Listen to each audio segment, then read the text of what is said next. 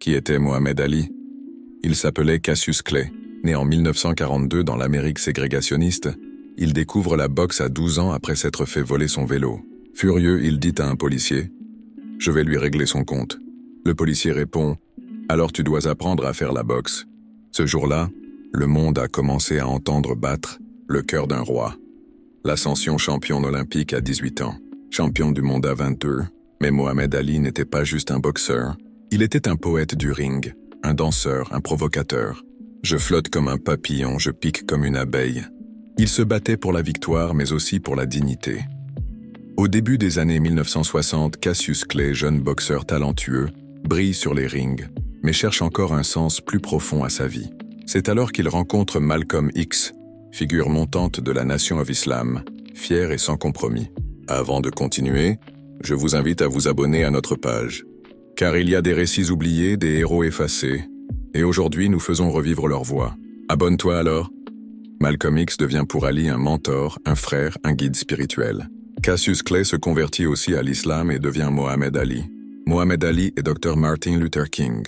Au départ, Dr. King hésite à critiquer la guerre du Vietnam. Mais en voyant le courage d'Ali, il prend position.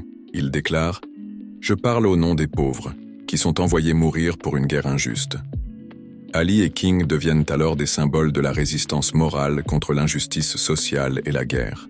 Le combat au-delà du ring.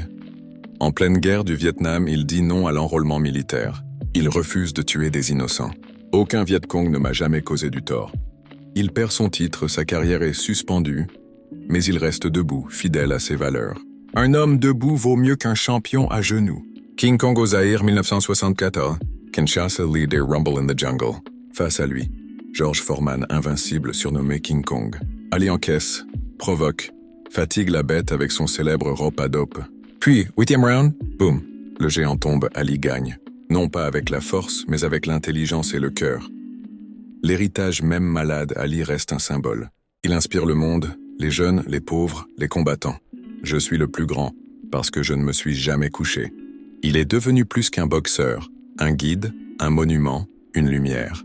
Le combat contre la maladie.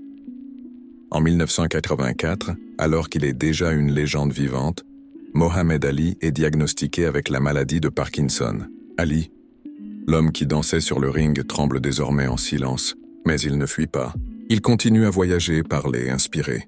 Le 3 juin 2016, Mohamed Ali meurt à l'âge de 74 ans, dans un hôpital de Phoenix entouré de ses proches. Mohamed Ali nous a appris que le vrai combat n'est pas dans le ring, mais dans la vie, dans le refus de la peur, dans le choix d'être libre.